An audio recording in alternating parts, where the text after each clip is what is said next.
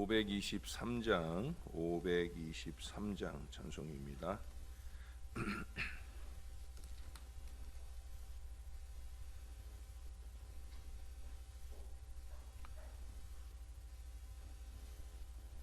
어두운 죄악길에서 목자 없는 양같이 모든 사람 길 찾아 헤맨다. 자비하신 하나님 독생자를 보내사 너를 지금 부르니 나오라. 이때라 주의 공율 받을 때가 이때라. 지금 주께 나와 겸손하게 아뢰라. 구원함을 얻으리. 험한 십자가 위에 달려 돌아가신 주 다시 살아나셨네. 기쁘다. 죄인 구원하실 때 어서 주께 나와 그 신 은혜 구하라.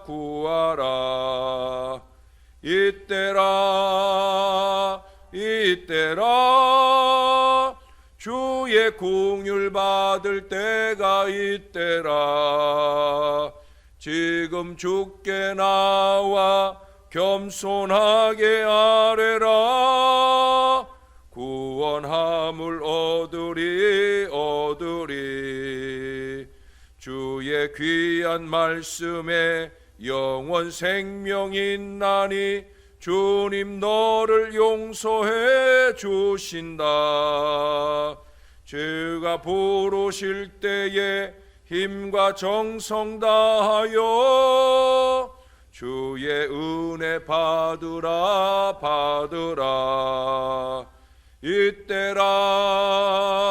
이때라 주의 공율 받을 때가 이때라.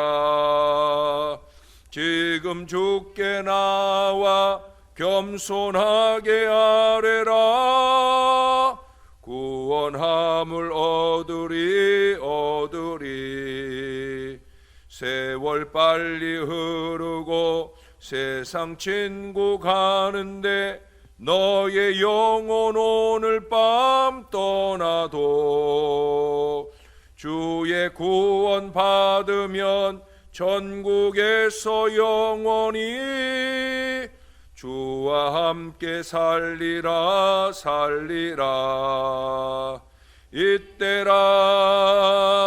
이때라 주의 공율 받을 때가 이때라. 지금 주께 나와 겸손하게 아뢰라. 구원함을 얻으리. 아멘. 그 다음 찬송 한 장 더 합니다. 524장 찬송입니다. 갈 길을 밝히 보이시니 주 앞에 빨리 나갑시다. 우리를 찾는 구주 예수 곧 오라 하시네. 죄악 벗은 우리 영혼은 기뻐 뛰며 주를 보겠네. 하늘에 계신 주 예수를 영원히 섬기리.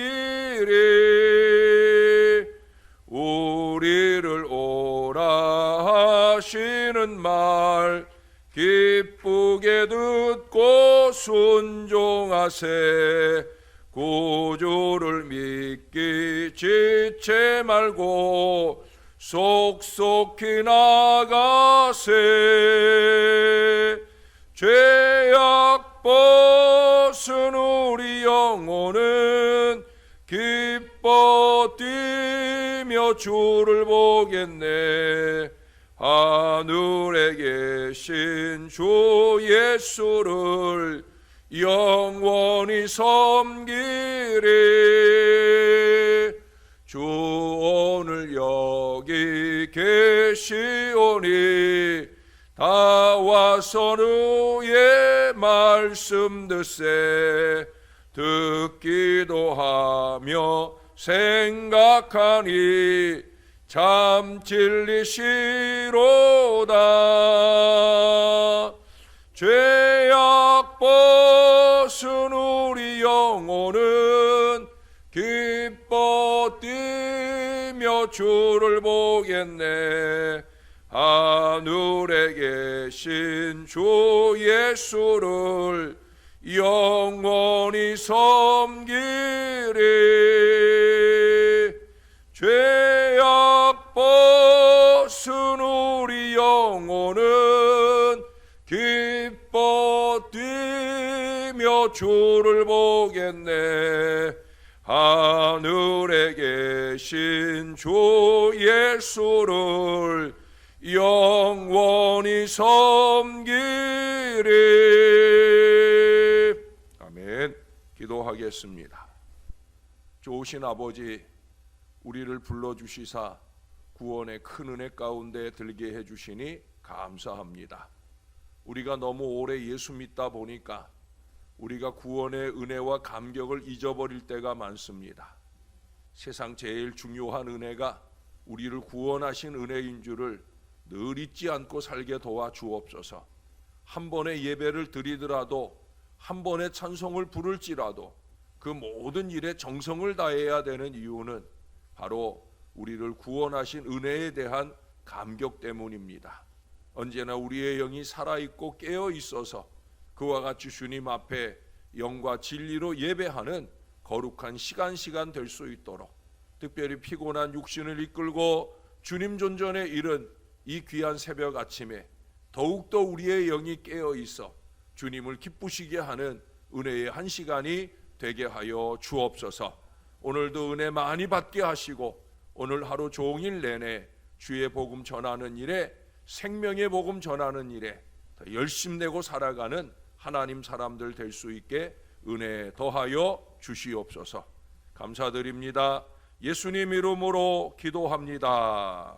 아멘. 오늘도 에스겔서 오늘은 33장의 말씀입니다. 33장 오늘 본문은 1절에서 20절까지 본문인데요. 오늘은 뒷부분을 좀 읽겠습니다. 10절부터 20절까지 오늘 읽도록 합니다. 10절입니다.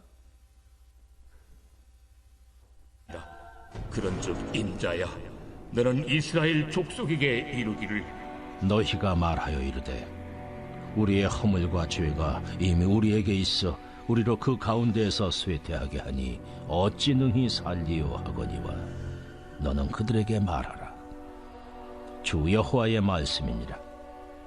나의 삶을 두고 맹세하노니 나는 악인이 죽는 것을 기뻐하지 아니하고 악인이 그의 길에서 돌이켜 떠나 사는 것을 기뻐하노라. 이스라엘 족속아, 돌이키고 돌이키라. 너희 악한 길에서 떠나라. 어찌 죽고자 하느냐 하셨다 하라.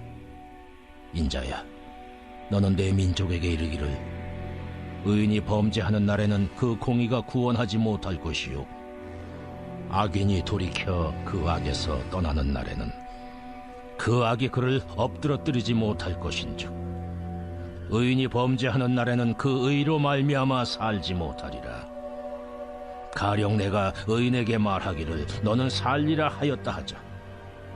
그가 그 공의를 스스로 믿고 죄악을 행하면 그 모든 의로운 행위가 하나도 기억되지 아니하리니 그가 그 지은 죄악으로 말미암아 곧 그 안에서 죽으리라.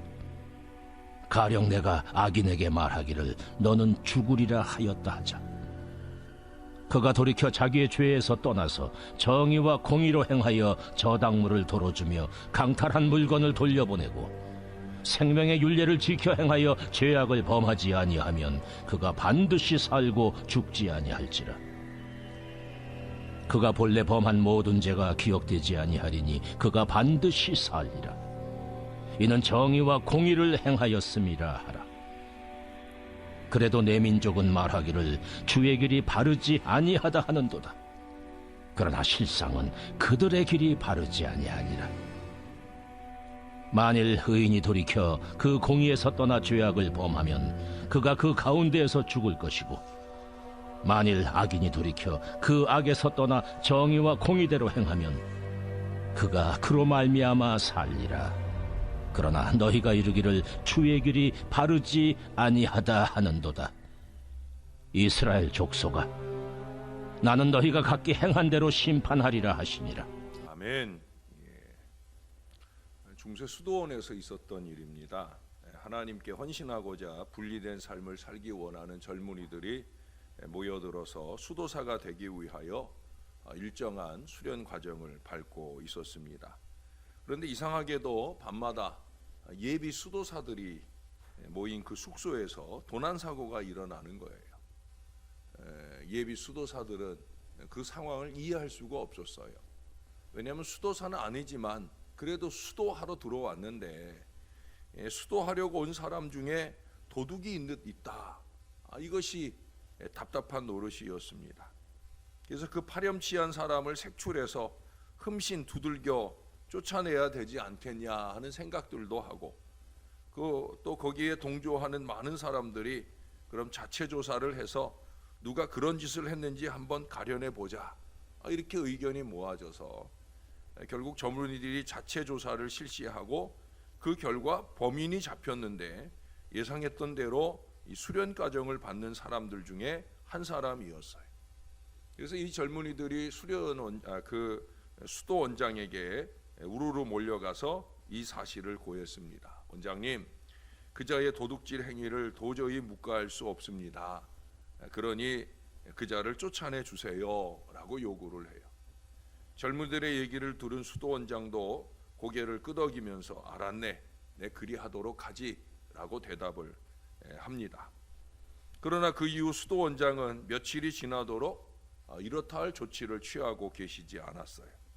그리고 도난 사고는 여전히 일어납니다. 도난 사건이 일어날 때마다 젊은이들은 그 도둑을 추방해 달라고 진정을 했고, 그때마다 수도원장은 알았어, 그렇게 함세라고 대답을 할 뿐 아무런 조치도 취하지 않는 거예요. 이 젊은이들은 더 이상 참을 수가 없어서 원장님을 찾아가 말합니다. 끝내 그자를 몰아내지 않으시겠다면 저희들이 이곳을 나갈 수밖에 없습니다 라고 선언을 합니다. 그 말을 들은 수도원장은 고개를 끄덕이면서 이렇게 말하더랍니다. 그래? 그럼 그대들의 뜻이 정녕 그러하다면 모두 나가도록 하시게, 이렇게 대답을 하는 거예요. 수도원장의 말에 젊은이들은 모두 깜짝 놀랐지요. 왜? 이젠 틀림없이 도둑을 쫓아내 주겠지 했는데 오히려 자기들더러 나가라고 하니까 너무 어이가 없어서, 그래서 그들이 수도원장을 향해 의아한 표정을 집니다. 그들을 향해 수도원장이 이런 말을 하더랍니다. 하나님께서는 그의 도둑질을 미워하시지만 그 영혼은 무척 사랑하시고 불쌍히 여기시기에 그가 회개하고 돌아오기만을 간절히 기다리고 계실 거라네. 자네들은 자네들 말대로 이미 스스로 의로우니까 하나님의 은혜는 더 이상 필요 없지 않겠나. 그러니 여기서 나가도 괜찮지 않겠나 라고 말하더라는 거예요. 수도원장의 이 말에 젊은이들은 고개를 숙인 채 숙소로 돌아갈 수밖에 없었고요. 뿐만 아니라 이 수도원장의 이 얘기를 전해들은 도둑질의 장본인도 깊이 뉘우치는 바가 있었던지 다시는 도둑질을 하지 않았다는 겁니다. 한 사람의 죄인이 돌아온 거죠. 오늘 본문에서는 비유의 형식을 통해서 선지자의 책임과 역할을 극대화시키는 말씀이 이 앞부분 1절부터 9절까지에 쭉 말씀해 주고 있어요. 이 선지자들의 경고 여부에 따라 이스라엘의 운명이 달려 있다라는 사실을 밝히고 있습니다.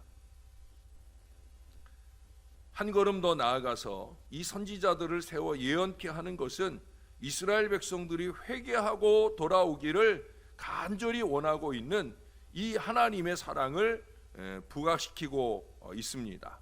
심판을 전하는 자의 기본적인 자세가 바로 여기에 있다는 거예요. 11절 말씀을 한번 보시면 너는 그들에게 말하라. 주 여호와의 말씀이니라. 나의 삶을 두고 맹세하노니 나는 악인이 죽는 것을 기뻐하지 아니하고 악인이 그의 길에서 돌이켜 떠나 사는 것을 기뻐하노라. 이스라엘 족속아 돌이키고 돌이키라. 너희 악한 길에서 떠나라. 어찌 죽고자 하느냐 하셨다 하라. 하나님의 사랑과 또 선지자의 간절함이 담겨져 있어요. 하나님은 악인이 죽는 것을 기뻐하지 않으셔요. 제가 자주 말씀드리잖아요. 모든 사람이 구원을 받는 데 이르기를 우리 하나님이 간절히 원하신다. 또 우리의 할 일은 뭐냐? 그래서 세상에 나가서 돌이키고 돌이키도록 그렇게 끊임없이 말해야 된다는 거예요. 그래서 오늘의 본문은 전반부 1절부터 9절까지는 파수꾼의 비유와 해석을 통해서 바로 우리의 선지적 사명을 말하고 있고요. 두 번째는 그 선지자가 이스라엘에게 전해야 할 구체적인 내용이 무엇인지 하는 것을 우리가 읽은 10절 이하에서 말씀하고 있어요. 특별히 이와 같은 사실을 통해 하나님의 뜻을 선포하는 선지자의 중요성과 책임을 집중적으로 오늘 부각시키고 있습니다. 다시 말해 오늘날 말씀 사역자나 또는 전도하고 선교하는 사람들의 자세를 잘 교훈해주고 있다고 할 것입니다. 먼저 꼽을 수 있는 것은 우리 선지자들, 하나님의 사역자들은 하나님의 말씀을 전해야 되는 거예요. 본문은 파수꾼의 비유를 통하여 선지자의 위치와 책임을 집중적으로 부각시키고 있는데, 특별히 선지자는 예언의 선포 여부에 따라 전 공동체의 생사가 결정되어진다는 사실이에요. 선지자가 전해야, 그래야 사는 역사가 일어난다는 거예요. 하나님의 절대적인 명령을 준행하는 자이기 때문에 매우 중요한 일이다라는 사실을 주장해 주고 있어요. 여러분 7절을 한번 보세요. 인자야 내가 너를 이스라엘 족속의 파수꾼으로 삼음이 이와 같으니라. 그런즉 너는 내 입의 말을 듣고 나를 대신하여 그들에게 경고할지니라. 하나님을 대신하는 사역이에요. 그래서 얼마 전에도 제가 사신이라는 표현을 썼잖아요. 하나님을 대신하는 사신으로 이 생명의 복음을 전하는 일이 목회자에게 또는 전도자에게 있다라고 하는 거예요. 그래서 바울도 디모데후서 4장에 보면 디모데에게 이런 권면을 비슷하게 하고 있어요. 하나님의 권위에 의거하여 복음 선포를 명하고 복음 전파자가 백성들의 구원에 절대적인 영향력이 있음을 말하고 있어요. 그것이 여러분을 향한 저의 사명이고요. 또한 세계를 향한 우리 모두의 사명이라는 것을 잊지 말아야 합니다. 그리고 이 선지자는 악인의 회개에 초점을 맞추어야 된다는 사실을 오늘 우리가 읽은 10절 이하에 쭉 말씀합니다. 여러분 에스겔은 표면적으로는 예언의 대상이 의인과 악인이라고 말하고 있지만 궁극적인 관심은 사실 악인의 회개에 있어요. 우리가 어제 저녁에도 요한복음 10장 16절에 목자이신 예수님의 마음을 읽어보았잖아요. 목자가 우리 안에 있는 양들에게 대한 관심만 있어야 될 거라 생각하는데 아니라는 거예요.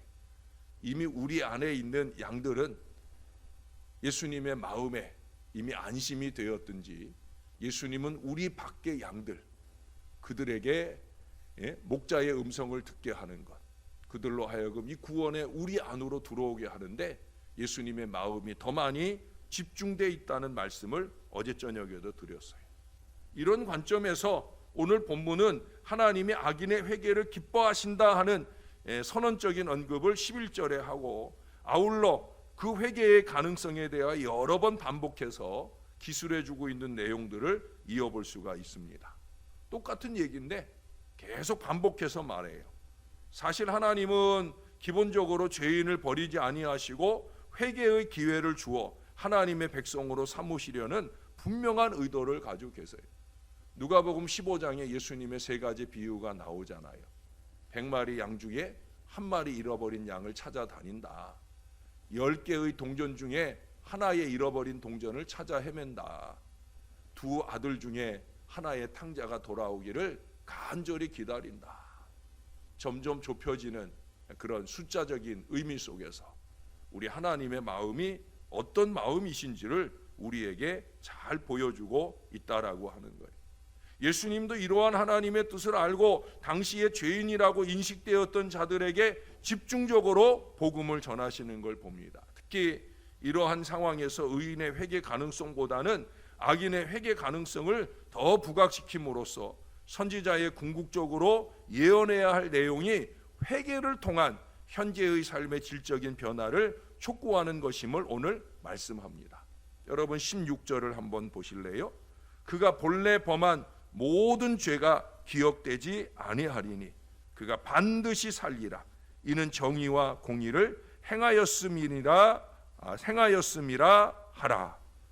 여러분 반드시 산다는 얘기는 그 앞에 15절 하반절에서도 그가 반드시 살고 죽지 아니할지라.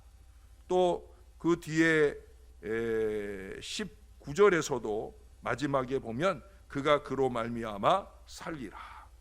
회개하면 산다는 거예요. 그가 반드시 살리라. 이게 하나님의 간절한 마음입니다. 회개가 그래서 중요한 거예요. 언제나 회개하고 돌이켜야 합니다. 뿐만 아니라 그래서 전도하고 선교해야 되는 거예요. 선지자는 설득하는 자세로 이와 같은 주의 복음을 전해야 합니다. 오늘 본문에 보면은 가정법적 표현들이 여러 번 나와요. 13절 14절에 보면 가령이라고 하는 말로 시작을 하고요.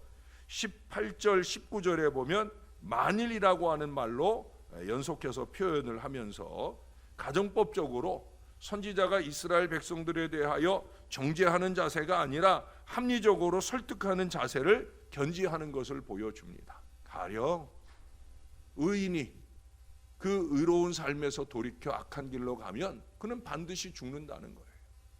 교회 다닌다고 하면서도 신앙 있는 사람답지 못하게 어제 말씀드린 것처럼 천국 백성으로서 지옥의 삶을 살고 다른 사람을 지옥으로 몰아넣는 어리석은 인생은 그러면 반드시 죽는다는 거예요.